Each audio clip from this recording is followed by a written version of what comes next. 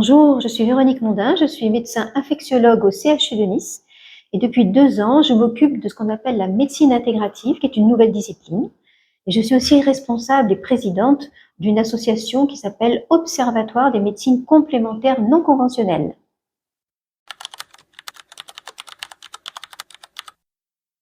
La médecine intégrative, c'est l'association à la médecine classique, que nous apprenons dans les hôpitaux notamment, à des pratiques qu'on appelle non conventionnelles ou encore interventions non médicamenteuses validées par la science et qui permettent de passer un peu de cet état de médecine centrée sur un organe ou une maladie à une médecine centrée sur un individu dans toutes ses composantes biopsychosociales. Et puis il y a aussi la prise en compte de l'environnement qu'on appelle une seule santé, One Health. La médecine intégrative prend en compte aussi la santé animale, la santé environnementale.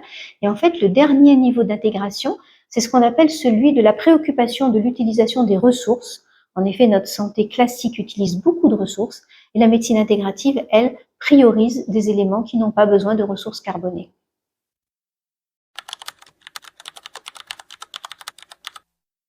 Je me suis formée à 2 interventions non médicamenteuses grâce à des diplômes universitaires de la faculté de médecine de Nice en hypnose thérapeutique et en phytoaromathérapie, ce qui m'a permis de commencer ces pratiques dans le domaine de l'infectiologie, mais maintenant je suis amenée à participer à la prise en charge de plusieurs filières de soins, notamment les patientes qui souffrent d'endométriose ou de sclérose en plaques, ou encore des patients qui ont des cancers ou des patients qui ont d'autres pathologies, notamment psychiatriques.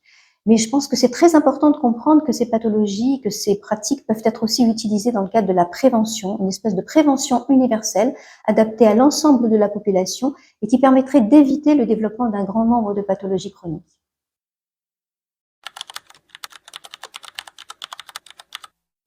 L'avenir de la médecine, c'est déjà des contraintes. Aura-t-on assez de médecins par rapport aux patients?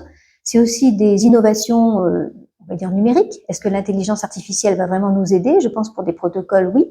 Mais c'est aussi comment le facteur humain, le côté vraiment prise en charge humaine de nos patients va encore être accessible.